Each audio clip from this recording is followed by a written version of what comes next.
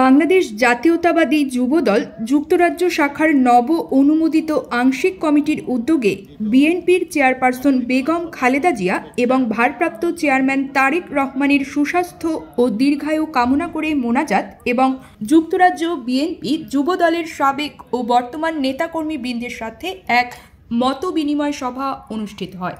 নবগঠিত আংশিক কমিটির যুক্তরাজ্য যুবদলের নবনির্বাচিত সভাপতি আফজাল হোসেনের সভাপতিত্বে এবং সাধারণ সম্পাদক বাবর চৌধুরীর পরিচালনায় এতে প্রধান অতিথির বক্তব্য রাখেন বিএনপির স্থায়ী কমিটির অন্যতম সদস্য ও বিএনপির চেয়ারপারসন বেগম খালেদা জিয়ার ব্যক্তিগত চিকিৎসক ডক্টর এস.এম. জাহিদ এবং প্রধান বক্তার বক্তব্য রাখেন বিএনপির উপদেষ্টা পরিষদের সদস্য ও যুক্তরাজ্য বিএনপির সভাপতি এম.এ. মালিক।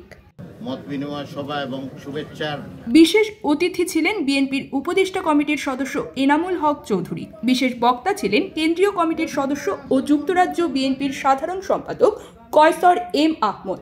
বিশেষ অতিথি হিসেবে উপস্থিত ছিলেন ও বক্তব্য রাখেন যুক্তরাজ্য বিএনপির উপদেষ্টা শায়েস্তা চৌধুরী কুদ্দুস, সহসভাপতি আবুল কালাম আজাদ, মুজিবুর রহমান মুজিব, হাজী তৈমুস আলী, সাবেক যুগ্ম সম্পাদক কামাল উদ্দিন, যুক্তরাজ্য যুবদলের সাবেক আহ্বায়ক দেওয়ান মুকাদ্দেম চৌধুরী নিয়াজ, সাবেক সভাপতি নাসিম আহমদ চৌধুরী, সদ্য সাবেক সভাপতি রহিম উদ্দিন, যুক্তরাজ্য বিএনপির সহসভাপতি গোলাম রব্বানী সুহেল, তাজুল ইসলাম, আবেদ রাজা, যুগ্ম সম্পাদক পারভেজ মল্লিক ও খসরুজ্জামান, যুক্তরাজ্য যুবদলের নবনির্বাচিত সিনিয়র সহসভাপতি দেওয়ান আব্দুল বাসিত, সিনিয়র যুগ্ম সম্পাদক সৈয়দ লায়েক মোস্তফা, যুগ্ম সম্পাদক শিব্বির আহমদ সুমন ও সাংগঠনিক সম্পাদক সিরাজুল ইসলাম মামুন প্রমুখ।